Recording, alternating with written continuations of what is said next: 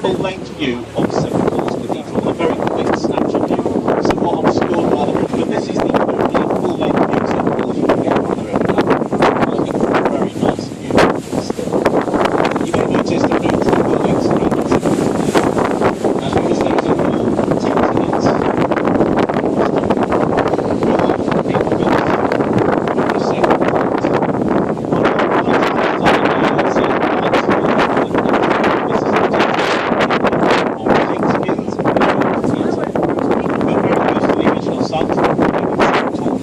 And methods they would have used in Shakespearean times. Even going to see a play here is just like they would have been back then as well. As you're encouraged to cheer and look at it, just like Shakespeare's plays. In the centre, so I'm afraid when it rains, you do get wet. So they only open during the summer months when it's supposed to rain a bit less. This reproduction of the Globe, the original Globe, and many other Shakespearean theatres were built over on our right here in this ancient borough that was built of summer.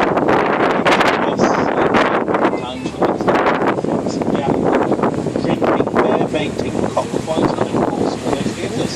All these things were found here on the left side there in the city of London.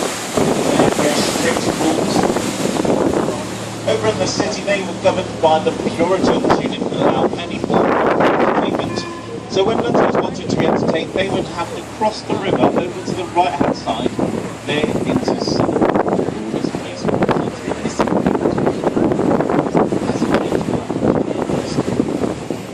On our right hand side now we have a pub. This is called the Anchor.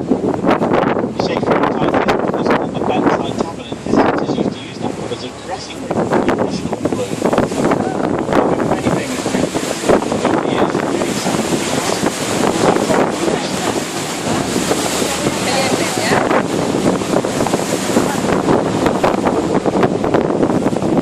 Ahead of us now on the right hand side, in the gap between the buildings, you'll see a pirate ship. This is in fact a replica of Sir Francis Drake called the Tyne. In 1577, Sir Francis Drake became the first Englishman to travel around the world in this ship, returning 3 years later £29 million of Scottish treasure. The treasure is mostly stored from Spain and Portugal, so there are only Spanish or Portuguese guests on board today.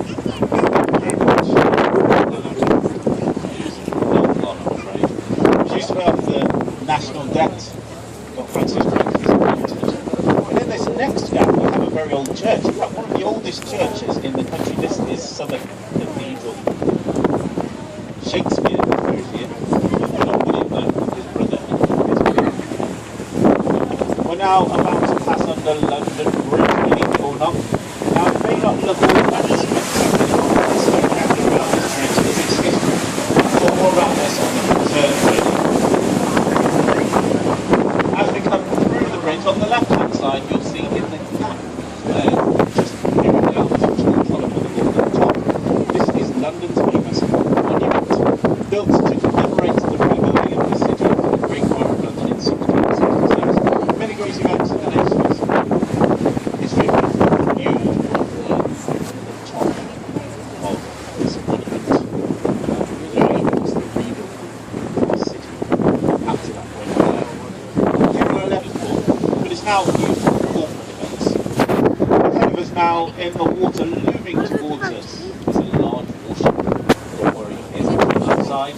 This is the HMS Belfast. It's an 11,500-ton cruiser. Took part in the Russian convoys, D-Day landings, and in fact played a major role in the Second World War. Sunk a very important ship that the Germans called the Scharnhorst. The guns on the front of it can fire up to 12 miles. That's as far as Croydon from here. It was built in the same boat yard as the ill-fated Titanic. It's now a floating museum. So you can actually go and visit this ship. It's a great day out. Permanently moored here in last sole service in the Korean War in the 1950s. After that it was supposed to be sold on as scraps, but it was rescued by the Imperial War Museum, brought here to the south bank of the Thames and painted back into its original North Atlantic camouflage colours.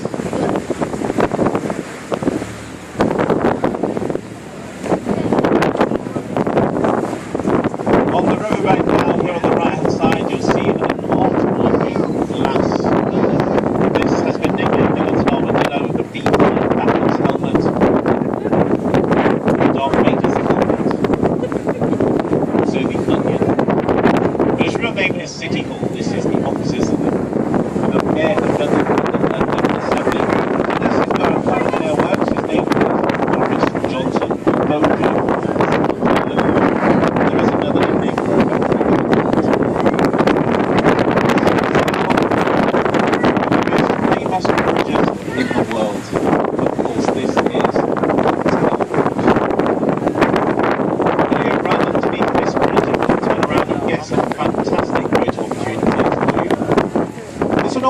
there's legend connecting to this bridge. This legend says that if you're on a boat under this bridge and you wave at someone who's standing on the bridge and manage to get them to wave back at you, you instantly gain 5 years of good luck.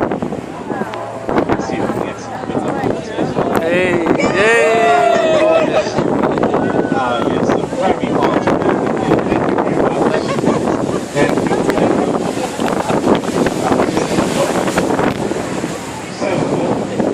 We're now in the old port of London. In its heyday in the early 1900s, this area would have been crammed with boats, supplying thousands of barges with about 30,000 people were employed in ports. A further 50,000 ships a year all over the British Empire to deliver their cargo to these ports. This all began to change in the 1960s. Celebrities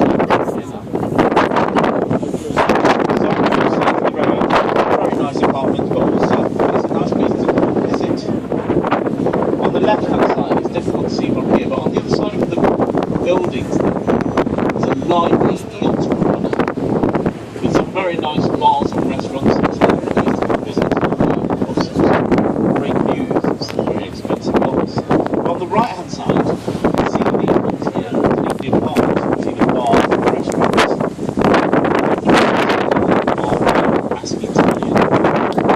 Very nice view. Nice to see it go around this river. So these are so just have a look at passing an inlet where the water goes away from the Thames. Now this used to be a river of its own, but it was cut off many years ago during the reclamation project in Victorian times. And it only goes about 250 metres away from the Thames now. But this river was called the River.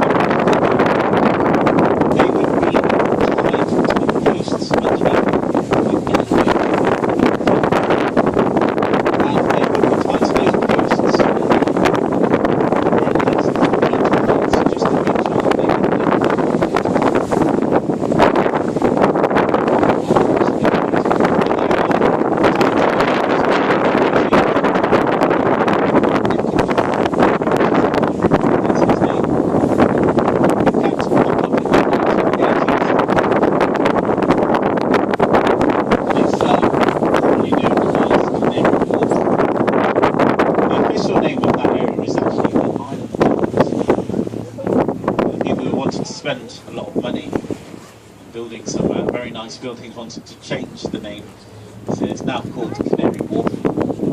And the tallest amazing buildings, both old and new,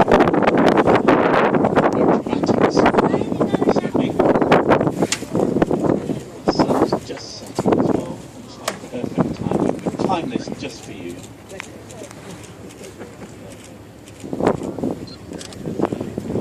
Almost looks like a painting.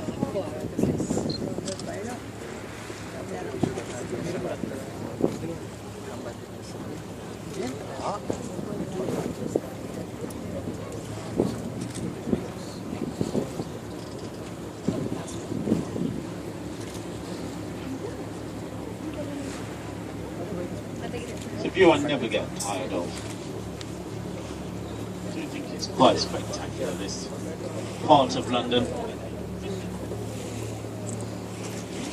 Back when this was a busy port, the centre section of Tower Bridge, which is known as the Bascles, would be raised several times in a day to allow